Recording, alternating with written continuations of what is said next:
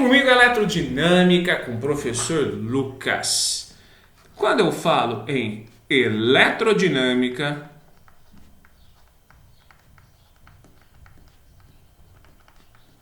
eu estou falando então em fluxo ordenado de elétrons, mas não pode ser qualquer elétron, tem que ser elétrons livres, tá? Fluxo ordenado de elétrons livres. Bom, matematicamente, nós podemos calcular então, quantificar, tá? Essa corrente elétrica que nós definimos por I, nós vamos definir por I como a quantidade total de carga que está passando em uma seção transversal num determinado intervalo de tempo, tá? Vale lembrar que essa quantidade de carga Q pode ser calculada pelo número de elétrons livres vezes a carga elementar E. Para quem não lembra, esse E vale 1,6 vezes 10 a menos 19. No sistema internacional, essa corrente vai ser coulombs por segundo. Por quê? Porque a carga é coulomb, tempo é segundo. E coulomb por segundo nada mais é do que amperes. Então essa grandeza que nós acabamos de definir, chamada de corrente elétrica, que nada mais é do que o fluxo ordenado dos elétrons, tá? Ela é medida em amperes. É importante ressaltar aqui também, gente, que essa quantidade de carga que a gente pode calcular quantitativamente, fazendo o número de elétrons vezes essa carga elementar, que eu vou anotar aqui para vocês que vocês esquecem. Essa carga elementar você usa muito lá em química. Ela vale 1,6 vezes 10 a menos 19 coulombs. Não precisa decorar isso. Isso vai ser sempre fornecido no enunciado da questão, tá?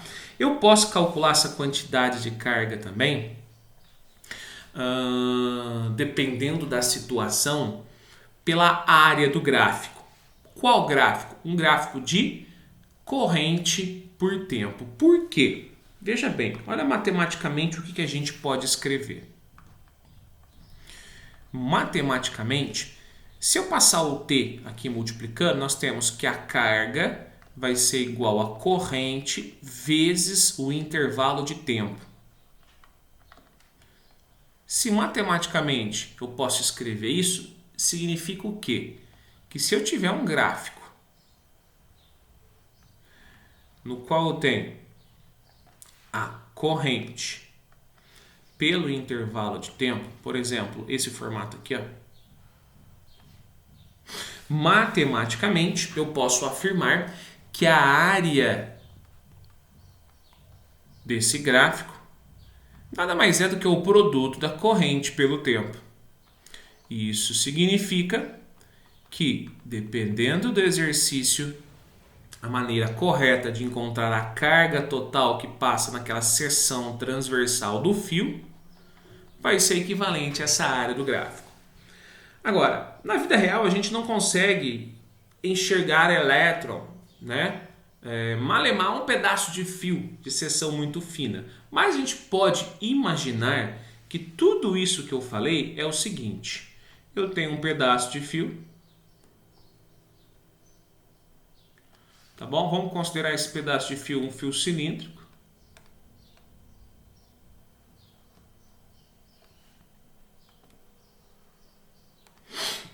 Esse fio, ele tem uma área de secção transversal.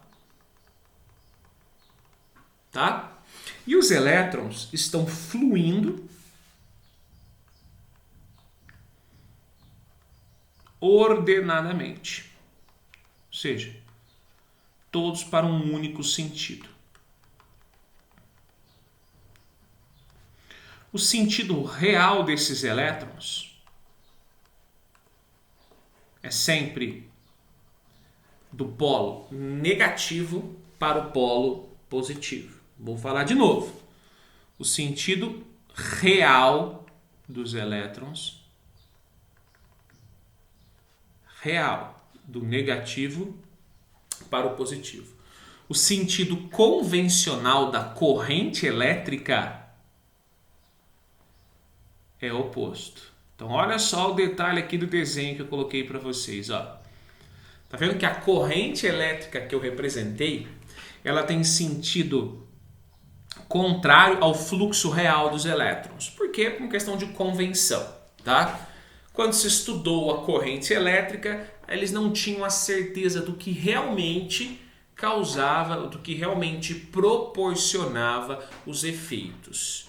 Aí eles convencionaram que era algo, um ente físico que vinha do positivo para o negativo, e depois, posteriormente, eles descobriram que eram realmente esses elétrons livres. E para não mudar todos os cálculos, todas as publicações, eles decidiram considerar que a corrente é do positivo para o negativo, mas o fluxo real dos elétrons é do negativo para o positivo da bateria. Reparem que eu falei positivo e negativo da bateria, ou seja, para conseguir um fluxo ordenado desses elétrons, não é de graça que eu consigo isso. Eu só consigo isso com o auxílio de uma coisinha chamada força eletromotriz. Tá bom? Que de forma simplificada a gente vai chamar aqui de bateria, que eu tenho o polo positivo e eu tenho o polo negativo. Isso aqui é chamado de força eletromotriz. Essa força eletromotriz, ela gera um campo elétrico. Por isso que na maioria das apostilas a gente estuda primeiro eletrostática para depois estudar eletrodinâmica. Então, o que proporciona o movimento ordenado dos elétrons? O campo elétrico. O campo elétrico, vou colocar de verdinho aqui, né? É um ente físico, é um campo de fótons que sai do polo positivo para o polo negativo. Então, quando eu coloco esse pedaço de fio a uma bateria, o que eu estou fazendo? Eu estou criando, na realidade, um campo elétrico. Então, quem está proporcionando o fluxo ordenado desses elétrons livres é o campo elétrico gerado por essa bateria, tá? Mas a gente não vai trabalhar com o campo elétrico, mas sim com o que nós chamamos de diferença de potencial dessa bateria. E a diferença de potencial é chamada de U, tá bom? E a unidade da bateria é volts. Ah, todo mundo já ouviu falar em volts. 110 volts, não é isso? 220 volts e assim por diante, tá? Certo, pessoas? Bom, tá vendo que eu enriqueci um pouquinho mais da aula? Cada dia que passa a gente pode enriquecer um pouquinho mais da aula com mais detalhes. Bom, quem estudou isso foi um cara chamado Ohm. Ele pensou o seguinte, poxa, o que eu consigo tirar de quantitativo desse circuito? Ele pensou o seguinte, eu vou fazer uma experiência. Eu vou pegar pedaços de fios diferentes. Além de pedaços diferentes, eu vou também trabalhar com espessuras diferentes, qualidades de fios diferentes, e eu vou ver o que eu consigo extrair de útil dali. Para isso ele jogou tudo numa tabela. Nessa tabela ele fez o seguinte, ele pegou dois parâmetros. Ele pegou a voltagem, tá? Como um parâmetro. E pegou e mediu, na realidade, a corrente elétrica gerada por essa voltagem como resultado do parâmetro. E ele observou que esse seu experimento gerava uma curva com essa característica. Ou seja, ele gerava uma curva linear. Isso quer dizer que a DDP, ou seja, a voltagem, é uma grandeza proporcional à minha corrente elétrica. Olha lá, em qualquer ponto que eu pegasse, a voltagem é uma grandeza proporcional à corrente elétrica. Então, do ponto de vista matemático, ele viu que essa função é uma função afim do tipo AX. Tá? Ou seja, o meu Y, ou seja, a minha ordenada é o U. A minha abscissa, que é o X, é o I. Quem que falta descobrir? A constante dessa curva. E ele associou a constante dessa curva à resistência do fio. Por que isso? Porque quando o elétron está se movendo dentro do fio por conta do campo elétrico gerado pela bateria, tá? Apesar de ser chamado de elétrons livres, eles não são extremamente livres. Eu tenho a interferência de um elétron para com o outro, eu tenho a interferência desse elétron livre com a camada eletrônica constituinte do material. Isso causa uma resistência, uma dificuldade ao trânsito desses elétrons. E essa dificuldade ele chamou do quê? Ele chamou de resistência elétrica, tá bom? Então ele associou essa constante matemática A ao que ele definiu aqui como se fosse resistência elétrica, tá bom? Então, fisicamente nós dizemos que se um resistor ele é linear conforme o experimento de Ohm, ele é dito que ele é um resistor ôhmico. Por que eu estou falando isso? Todos os componentes eletrônicos obedecem à lei de Ohm? Não. Tá bom? Nem todos os componentes eletrônicos obedecem à lei de Ohm. Então, o componente eletrônico no qual a voltagem cresce linearmente com a corrente, ele é chamado de resistor ôhmico. Isso foi conhecido como a primeira lei de Ohm. Bom, encantado com essa descoberta, ele pensou, opa, eu vou um pouquinho mais a fundo. O que é, na realidade, essa resistência elétrica? Segundo Ohm, essa resistência elétrica nada mais é do que uma dificuldade física, de espaçamento do elétron se locomover dentro do condutor, certo? Dentro do, geralmente, metal, dentro do fio. Então ele pensou, poxa, um fio nada mais é do que algo que tem um determinado comprimento, que eu vou chamar de L. O fio ele é feito de um determinado material, que tem suas características associadas à quantidade de elétrons livres, que eu vou chamar de ρ. Esse ρ chama-se resistividade elétrica. Olha só, parece mesmo o nome, mas não é. Resistividade elétrica. E ele tem uma determinada área, chamada de área de secção transversal. A. Tá bom? Pensando então em dificuldades de trânsito do elétron, ele definiu que essa resistência ela era proporcional ao L e era inversamente proporcional ao A. Como assim inversamente proporcional ao A? Simples. Como assim diretamente proporcional ao L? Quanto maior o comprimento, maior a trajetória que ele tem que percorrer, mais difícil dele passar. Ou seja, maior L, mais resistência. Quanto menor a área, mais apertado. Mais apertado, mais difícil. Ou seja,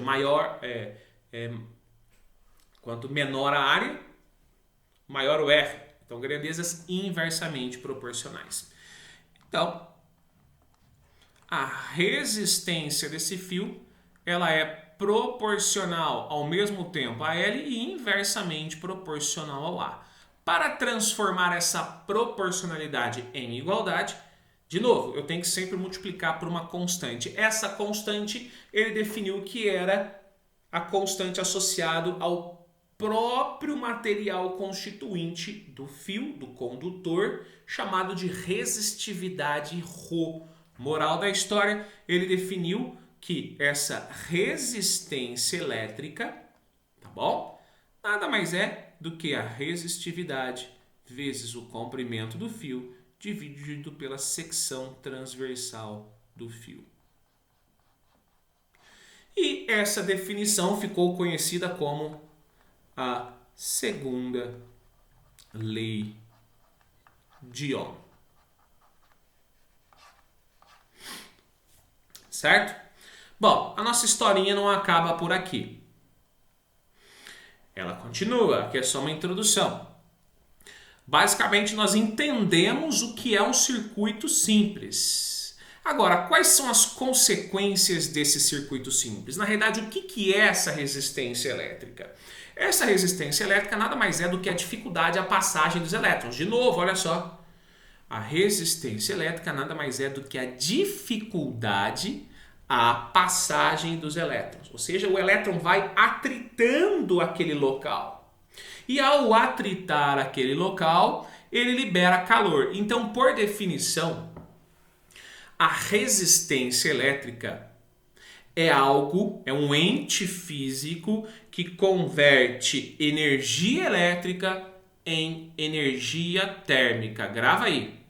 Resistência elétrica converte integralmente energia elétrica em energia térmica. Por que eu estou definindo isso? Porque lá na frente nós vamos definir os famosos receptores. E o que são receptores? Receptores são equipamentos eletrônicos que convertem energia elétrica em outra forma de energia a não ser térmica. Por exemplo, um fone de ouvido. Um fone de ouvido converte energia elétrica em energia sonora. Então eu posso considerar um fone de ouvido um resistor? Não. Por quê? Porque ele não converte em energia integralmente em energia térmica. Então o fone de ouvido ele não é um resistor puro. Ele é chamado de gerador, de receptor. Uma televisão converte energia elétrica em energia luminosa e sonora. Assim como a energia térmica também, porque ela fica um pouquinho quente. Então ela é um resistor puro? Não. A televisão ela é considerada um receptor. Além da energia sonora e a energia luminosa que ela está convertendo, ela também sobra um pouquinho dessa energia para a energia térmica. Tá? No momento a gente está estudando o mais simples, que é a transformação de energia elétrica em energia térmica. Exemplos clássicos, resistores, tá bom? Que são associados aí à resistência de chuveiro, que são associados a resistências de ferro de passar, que estão associados a resistências de chapinha de cabelo. Tudo que aquece, aquecedores elétricos, é praticamente classificado como resistor elétrico. Então, nessa linha de raciocínio, veja bem, o que nós temos? Nós temos um resistor elétrico que eu vou usar essa simbologia norte-americana, tá? Ligado a uma diferença de potencial U, que é responsável pela geração de campo elétrico que vai movimentar os elétrons livres ordenadamente dentro desse circuito, que por convenção fluem do polo positivo para o polo negativo, tá? E o que vai acontecer? Ele vai liberar uma energia. Ele vai liberar energia térmica. Tá? Lembrando que resistência libera exclusivamente energia térmica, tá? Energia, joule. Eu vou chamar de E essa energia. Bom, como que eu posso calcular a energia? Fácil. Energia. Ah, professor, pera lá. Essa energia é aquela mesma energia que eu pago lá para a companhia de energia? Sim, essa é a mesma energia. E o que eu vou passar aqui são as fórmulas que a própria companhia de energia faz para você pagar a sua conta, tá? Então, nós sabemos o seguinte, ó, que energia, por definição, nada mais é do que a potência vezes o tempo. Tá? Ou tanto faz dizer que potência, no caso potência elétrica, é energia dividido pelo tempo. Potência, gente, energia joules, tempo é segundos. Joule por segundo é watt. Então, potência é watt. Lá em eletrostática, nós vimos que energia é Q vezes U. Então, nós temos que potência, então, pode ser escrito como a carga vezes o U, dividido num determinado intervalo de tempo. Nós acabamos de definir que carga por tempo nada mais é do que corrente elétrica. Moral da história. Eu também posso calcular a potência. Por que eu estou falando? Eu comecei a falar em energia, voltei para a potência. Porque, por definição, energia está associada à potência. Tá? Então, se eu tenho potência e tenho um determinado tempo que o aparelho está sendo ligado, eu posso calcular a energia. Essa potência pode ser calculada pelo pio. Opa, legal. Mas nós acabamos de ver pela primeira lei de Ohm que U é igual a RI. Ou seja, se eu substituir esse U aqui, ó, por RI, nós temos também que potência pode ser igual a π. Se U é igual a RI, eu posso dizer então que o meu I é U sobre R. Substituindo aqui na primeira, nós temos que potência pode ser dado por. Ah, professor, maravilha! Então existem essas três formas de calcular potência, além da sua própria definição que potência é energia por tempo? Sim. Qual formulinha que eu vou usar? Aquela que for conveniente, dependendo dos dados do enunciado.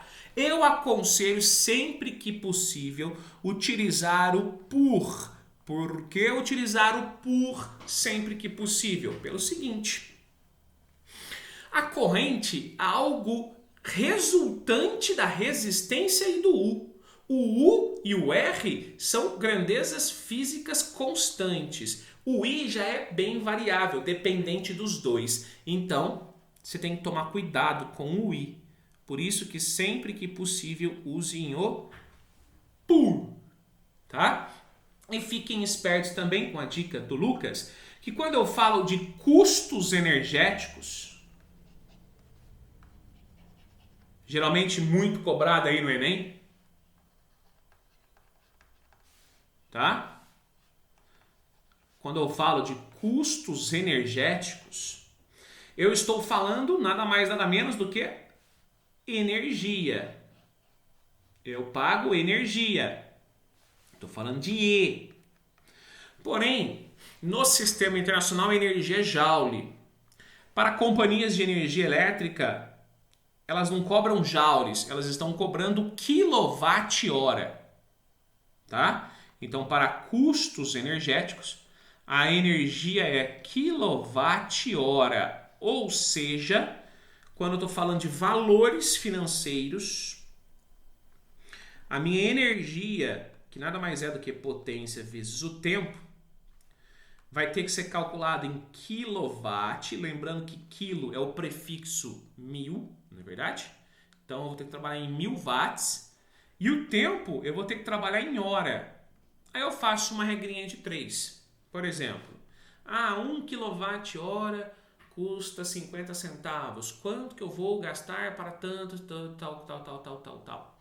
Então você faz uma regrinha de 3, que são grandezas proporcionais. Mas vale lembrar, fica a dica, que energia, em termos de custos, geralmente é usada em quilowatt-hora. O que é quilowatt? Potência, mas com o prefixo quilo, que é 1000. Hora é tempo, tempo em hora. Tudo bem, pessoal? Então, basicamente, esse é o enredo inicial de eletrodinâmica.